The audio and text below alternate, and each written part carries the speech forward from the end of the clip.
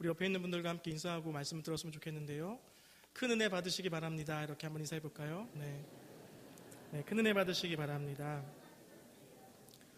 네, 오늘 목사님께서 말씀하셨던 것처럼 예배의 성공과 실패는 예배자에게 달려 있습니다. 네, 앞에 선자가 좀 연약하고 부족해도 여러분이 사모하는 마음으로 정말 꿀같이 받아 먹으면 우리에게 은혜가 될 줄로 믿습니다. 오늘 본문 여러분 너무 읽은 지 오래돼서 기억이 안 나시죠?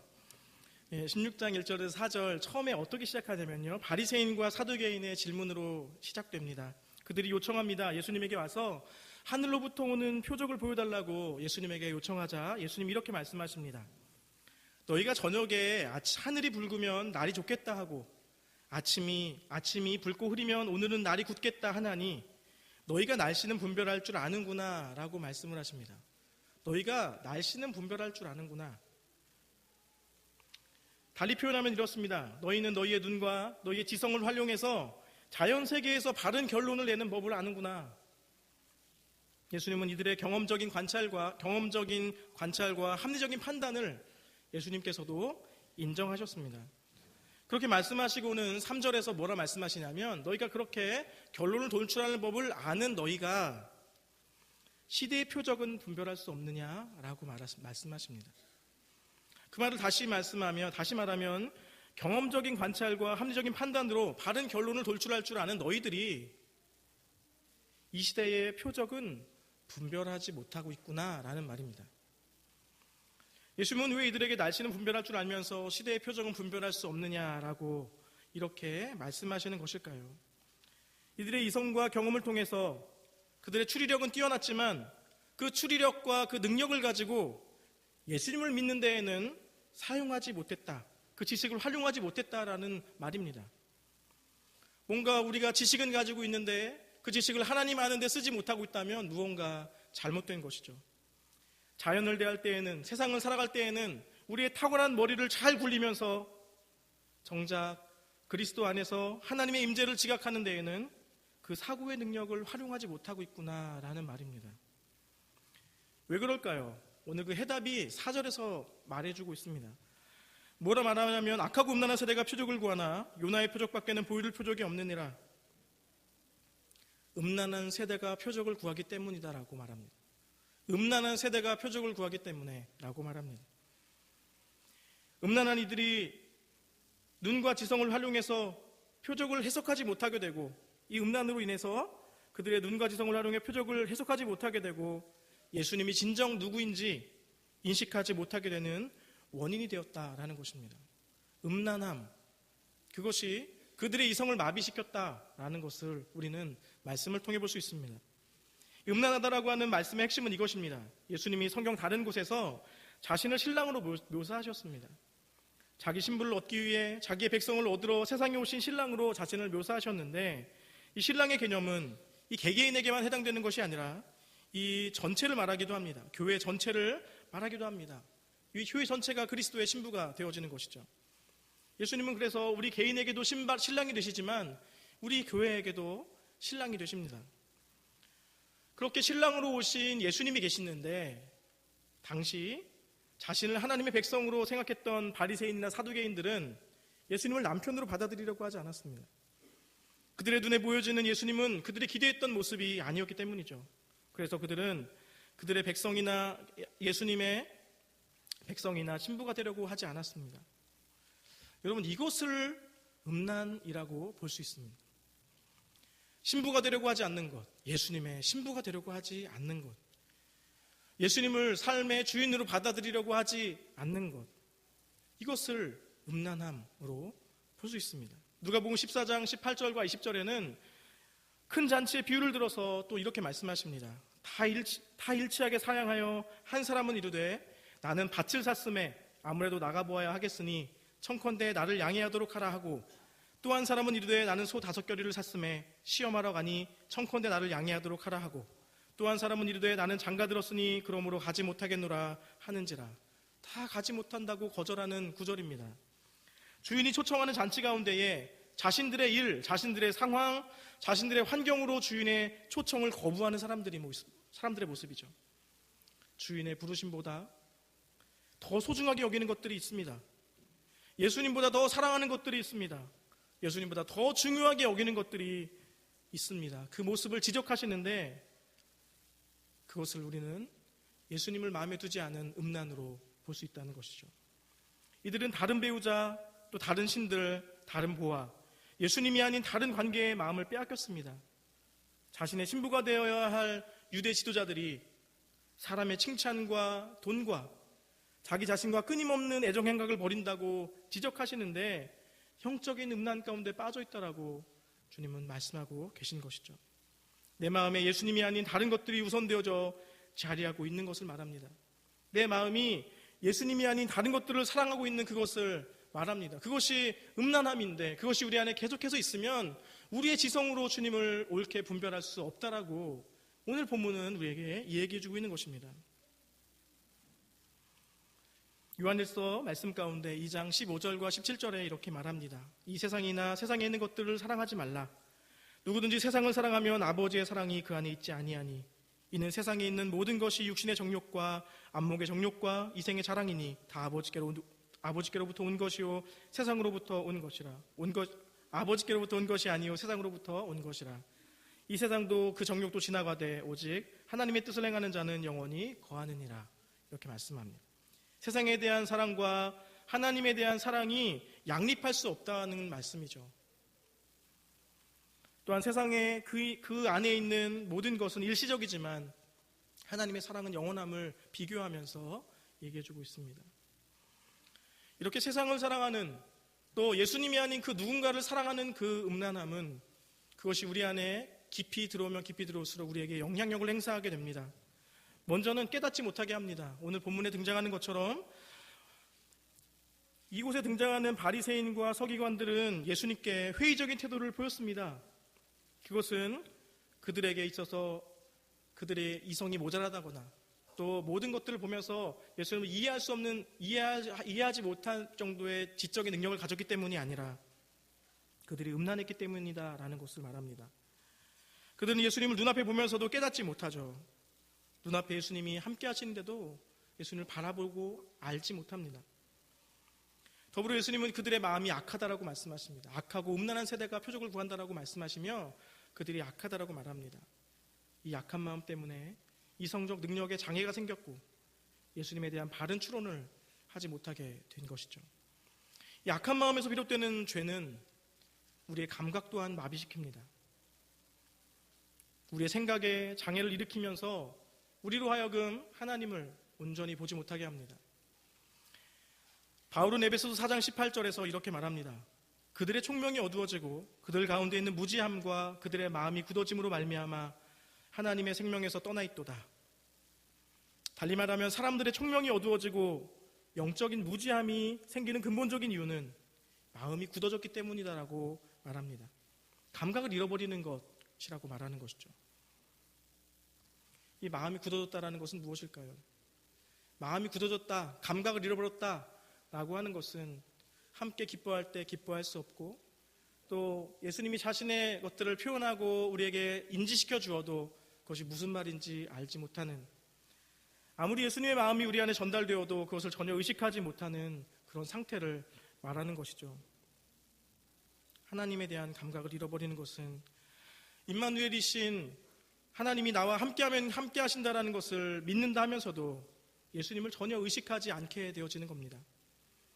광야에서 이스라엘 백성들이 하나님께서 그렇게 먹을 것을 먹이고 입히고 채우셨음에도 불구하고 조금만 힘들어지면 하나님께 불평을 했던 것처럼 감각을 잃어버려서 그 감사의 감각을 잃어버리고 하나님 나에게 여기서 역사하셨던 그 감각을 잃어버려서 또다시 하나님 앞에 불평의 소리를 하는 것처럼 그렇게 하나님에 대해서, 하나님이란 분에 대해서 잃어버리는 것을 마음이 굳어짐, 감각을 잃어버린 이런 것으로 말씀드릴 수 있습니다. 또한 이 음란함은 자기중심적인 성격을 가지고 있습니다. 이런 자기중심적인 마음은 이성을 뒤틀리게 합니다. 그래서 실제하는 존재에 대한 참된 추론을 이끌어내지 못하게 하는 것이죠. 이기적인 마음, 자기중심적인 마음이 굳어지면 우리의 감각적인 능력과 이성적인 능력은 하나님을 보지 못하게 하고 하나님을 깨닫지 못하게 하고 눈앞에 예수님이 계셔도 그분을 예수님으로 인지하지 못하게 만든다는 것이죠. 우리가 살고 있는 시대가 참 너무나 유혹거리도 많고 또 정말 음란한 시대를 우리가 살고 있지 않습니까? 그리스도를 높이는 진리보다 인간 중심의 세상을 더 사랑하고 정말 사랑하고 싶은 것들이 너무나 많은 그런 시대를 우리가 살아가면서 우리도 어느샌가 나도 모르는 사이에 이런 음란함의 영향을 받게 되어진 것 같습니다. 예수님이 이렇게 말씀하시죠. 너희가 날씨는 분별할 줄 알면서 시대의 표적은 분별할 줄 모르느냐. 너희가 죄를 짓거나 간음할 때는 머리가 그렇게 싱싱 돌아가면서 정작 그리스도를 높이는 진리의 표적은 보지 못하는구나. 그렇게 똑똑한 너희가 그 진리는 깨닫지 못하는구나 라고 우리에게 말씀하시는 것만 같습니다. 간음할 상대를 찾을 때는 우리가 죄 지을 때는 머리가 싱싱 돌아갑니다. 근데 정작 예수님을 높이는 일에는 바보가 된 모습들을 많이 보게 됩니다. 이것은 당시의 바리새인과 사두개인들에게만 주님 주시는 메시지가 아니라 오늘 이 시간을 우리 이 시대를 살고 있는 우리 모두에게 주시는 메시지라는 생각들이 듭니다. 우리가 거룩한 주님의 존전에서 예배를 드리지만 우리의 마음이 자꾸만 다른 곳에 가 있을 때도 많이 있습니다. 교회 예배 드리러 나오는 이유가 주님이 아닌 다른 목적으로 나올 때도 많이 있습니다. 나의 사업 파트너를 만나기 위해서, 또 나의 사업의 확장을 위해서, 또 더 많은 고객을 유치하기 위해서일 수도 있습니다. 청년부 사역을 했었는데요. 청년들의 경우는 교회에 나오는 이유가 그녀의 얼굴을 한 번 더 볼 수 있어서이고 그 형제와 잠시나마 이야기를 나눌 수 있어서인 경우들도 많이 있었습니다. 주님이 아닌 다른 목적으로 우리가 이곳에 나오게 되면요, 주님의 마음을 아프시게 하는 것입니다. 우리가 너무나 이중적인 모습들을 많이 보여줍니다. 또 우리는 그리스도인이라고 하면서 또 난 거룩하다고 생각하면서 우리가 예수님을 생각하지 않을 때에도 너무도 많이 있습니다. 청년들의 예를 잠깐만 들면 많은 남녀관계에 있어서 이렇게 생각하는 청년들이 있더라고요. 세상 사람들은 거룩하지 않기 때문에 술집과 클럽에서 사람을 만나고 우리는 거룩하기 때문에 교회에서 사람을 만나는 것으로, 우린 예수님 믿는 사람들이기 때문에 예수님 믿는 사람들을 만난다. 그런데 모든 초점은 이성에게, 모든 관심은 이성에게 있는 청년들을 본 적이 있습니다. 그런 의미에서 보자면 사실 세상과 다를 바가 없지 않습니까? 남자 만나러 오고 여자 만나러 오고 그것이 교회로, 이것이 뭐 교회라 장소의 차이죠. 술집에서 만나나 교회에서 만나나 모든 관심은 자기의 이기적인 마음과 이성에 대한 관심만 있다면 그것은 세상과 다를 바가 전혀 없는 모습입니다. 여러분, 이러한 사고방식을 가지고 있다면 그런 사고방식에는 주님이 계시지 않습니다. 어떠한 교제가 하나님을 기쁘게 하는 것인지, 어떻게 교제를 시작해야 되는지, 하나님이 기뻐하시는 상대는 어떤 사람들이어야 하는지, 이런 과정을 담아내야 되는데 그런 생각조차 해보지 않는 사람들을 많이 봤습니다. 여러분, 가정도 다르지 않습니다. 많은 사람들이 가정을 꾸리고 살아가고 있는데 예수님을 믿는 가정, 그 가정에 다른 점이 있어야 되지 않겠습니까? 이 가정 안에 예수님의 정신을 배워야 되지 않겠습니까? 가정 안에서 우리의 영적인 감각이 세상에 압도되어져서 무지해지면 우리는 세상과 다름없는 가정을 이끌어갑니다.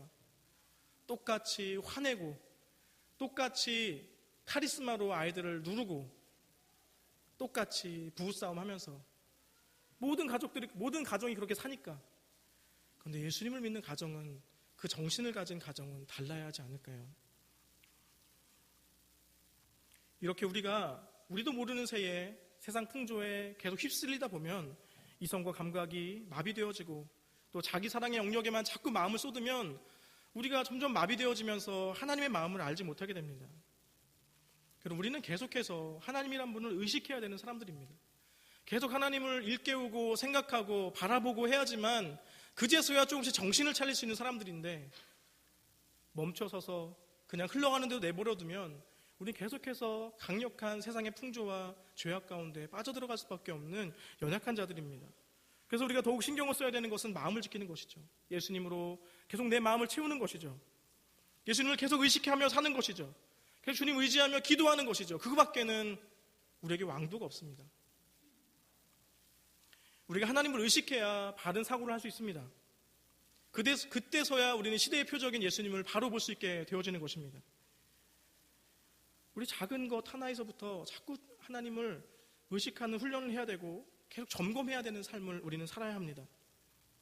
가정에서 하나님을 의식하고, 아이와의 관계 속에서, 아이와의 전쟁 속에서 나를 노엽게 하는 그 아이를 대할 때에 내가 거기서 하나님을 의지하는 것입니다. 직장 상황 가운데에서도, 또 혼자 있는 시간 속에서도 하나님을 생각하는 것입니다. 계속해서 모든 영역에 주님을 자꾸만 떠올리려고 하고 주님을 자꾸만 의식하려고 해야 우리가 그나마 주님 기뻐하시는 방향들을 한 걸음 한 걸음 걸어갈 수 있는 연약한 자들임을 여러분 꼭 기억하면 좋겠습니다. 그렇게 우리가 좀 이중적으로 살지 않았으면 좋겠습니다. 하나님 믿는 것과 세상은 완전 다른 영역이라고 생각하면서 하나님의 이름이 선포되어지는 곳에서는 거룩하려고 애쓰고, 그리고 그곳이 아닌 곳에서는 그냥 내 마음대로 살려고 하는 그것을 우리는 다 잡아야 합니다.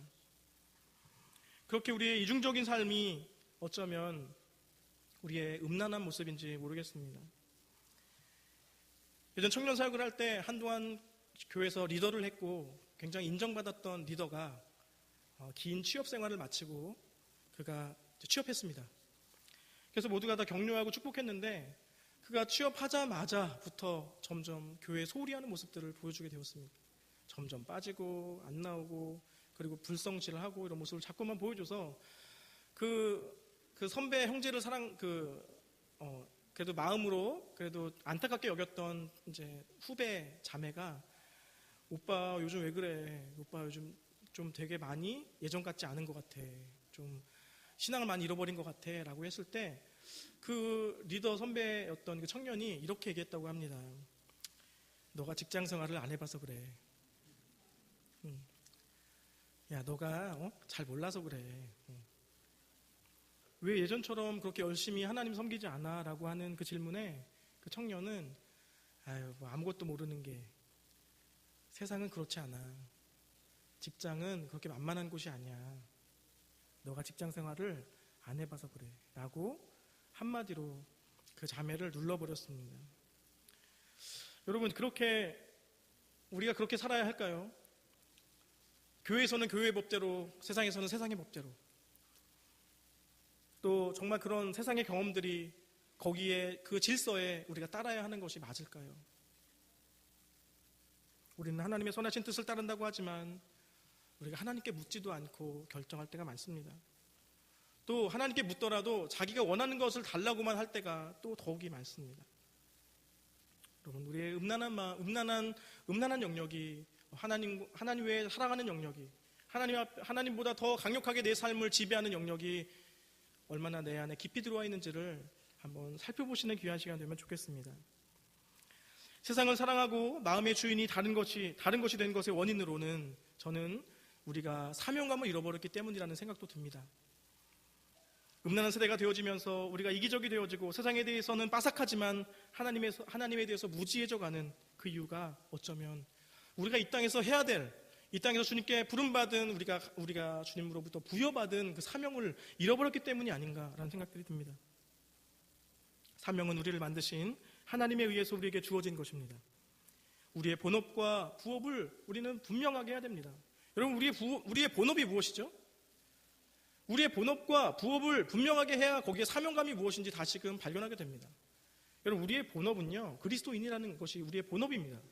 우리 이 땅 가운데 그리스도인으로 살라고 부르심을 받았고 예수님 섬기는 자로 살라고 부르심을 받은 자들입니다. 그리고 거기에 먹고 살라고 부업인 직장을 허락하셨죠. 여러분, 이것의 경계가 명확할 때 우리 이 땅에서 그리스도인으로 또 사명감을 가지고 우리의 본업에 충실한 삶을 살아갈 수 있습니다. 우리의 본업은 그리스도인으로 살아가는 것입니다. 그리고 우리의 부업이 직업이고 직장이고 관계고 그렇습니다. 본업을 위해 부업이 있는 것입니다. 본업을 이루기 위해서 부업의 자리로 부르신 것입니다. 여러분, 꼭 기억하시면 좋겠습니다. 우리 계속해서 우리의 마음 가운데에 주님 주신 사명이 무엇인지를 좀 돌아보면 좋겠습니다.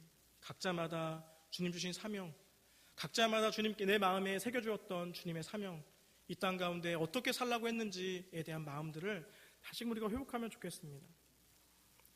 순교당한 짐 엘리엇이라고 하는 선교사는 영원한 것을 얻기 위해 영원하지 않은 것을 버리는 사람은 바보가 아니다라고 말했습니다. 만약 당신이 당신의 목숨을 얻고자 한다면 결국 그것을 잃어버릴 것이고, 만약 당신이 예수님을 위하여 목숨을 잃는다면 결국에는 목숨을 얻게 될 것이다 라고 얘기했습니다. 여러분, 우리가 하나님의 사명을 받은 그리스도인으로 이 땅에 살아가려고 하는 그런 마음이 우리에게 있다면 우리는 모든 영역에서 예수님을 주인으로 모시는 삶을 살아야 합니다. 모든 영역에서 내 삶의 주인은 예수님이다. 이 가정의 주인은 예수님이다. 돈의 주인은 예수님입니다. 시간의 주인은 예수님입니다. 이 관계의 주인은 예수님입니다 라고 하는 고백들이 우리 안에서 계속해서 넘쳐나야 우리는 그제서야 주의 사명을 이루어드리는, 또 음란함의 영향을 받지 않는 삶 가운데 살아가게 될 것입니다. 모든 영역에서 예수님을 위해 살아가는 것은 자꾸만 주님을 떠올리며 그렇게 고백하는 수밖에 없습니다. 이것이 사명감을 갖고 사는 사람의 중심이 되어지는 것이죠. 우리 함께 구호를 좀 외치고 오늘 설교를 마무리하면 좋겠는데요. 이 구호는 CCC 선교단체에서 많이 외쳤던 구호입니다. CCC 출신이셨던 분들은 좀 감회가 새로울 것 같은데요. 백문일답이라고 하는 구호가 있습니다. 100개의 질문에 답은 하나예요. 100개의 질문을 막 던지는데 거기에 답은 하나입니다. 우리의 본업이 무엇인지 너무도 잘 상기시켜주는 구호라는 생각이 듭니다. 수천 명의 대학생들이 이 구호를 외치면서 하나님을 위해 인생을 드리겠다고 약속하며 수많은 선교지로 나갔습니다. 이런 것이죠. 제가 던지는 질문에 여러분들의 답은 예수 그리스도입니다. 우리 한번 같이 구호를 한번 외쳐볼까요? 제가 질문을 드리면 여러분들이 예수 그리스도 답을 하시는 겁니다. 우리의 주인은 누구입니까? 네, 좀 약하지 않습니까? 네. 큰 목소리로. 네, 너희들은 조금 작게. 네. 보통 소리로 해주시면 좋겠습니다. 여러분, 100개의 질문에 답은 하나, 이런 겁니다. 한 번 더 제가 여러분에게 질문을 드리겠습니다. 내 삶의 주인은 누구입니까? 우리가 지금 예배드리는 이유는 누구 때문입니까? 숨 쉴 수 없던 나를 다시 살리신 분은 누구십니까? 나를 위해 십자가를 택하신 분은 누구십니까? 나 같은 사람도 사랑하시는 분은 누구십니까? 내 삶의 영원한 주인 누구십니까? 나에게 영원한 소망 무엇입니까? 살아갈 담력 무엇입니까? 내 삶의 이유가 무엇입니까?